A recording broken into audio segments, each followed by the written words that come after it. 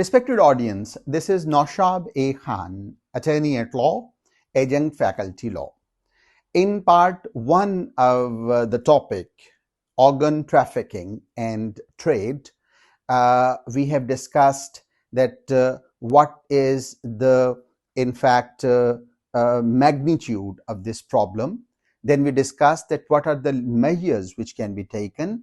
And in furtherance of part one and part two of this discussion, I'd like to share that here in Pakistan, we have Transplantation of Human Organs and Tissues Act 2010. The section 11 of this enactment is relevant, and I may read: punishment for commercial dealings in human organ.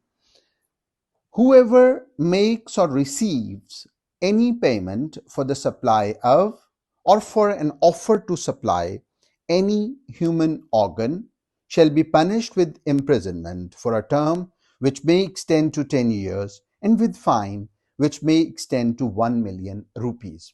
So this is a heinous offense, and the punishment awarded in the relevant provision of law falls within the ambit of prohibitory clause.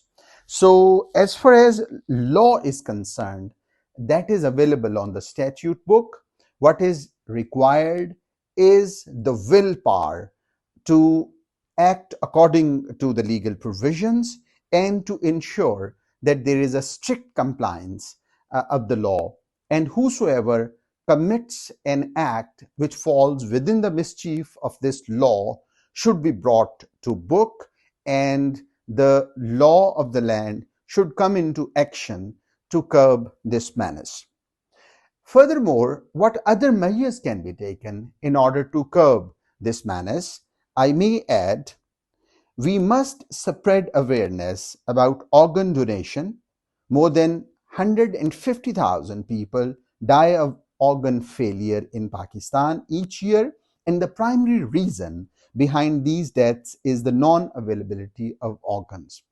Being Muslims, even this is the part of our religious ritual that we should generously donate our organs, and we should make this solemn affirmation that once we are no more, or after the death actually, this kind of declaration can be made that our living organs after the death can be donated, and this is how we can play our role to curb this menace. Furthermore, in addition, it must be recognized that the issue goes beyond tackling a legal challenge.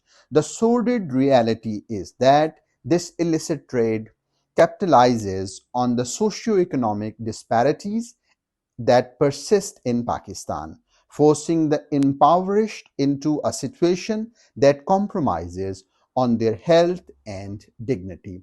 As I said earlier, that this is also the impoverished background which actually compel the people to become the victim of this international human organ trafficking trade, and resultantly they end up for a very small financial gain donating their vital organs, undermining their own dignity and health. And finally, it is of paramount importance that we not only address poverty, but also provide support and rehabilitation to victims. And in conclusion, I'll submit that it is a wake-up call, urging introspection, reform, and a united stand against the exploitative trade of organ trafficking.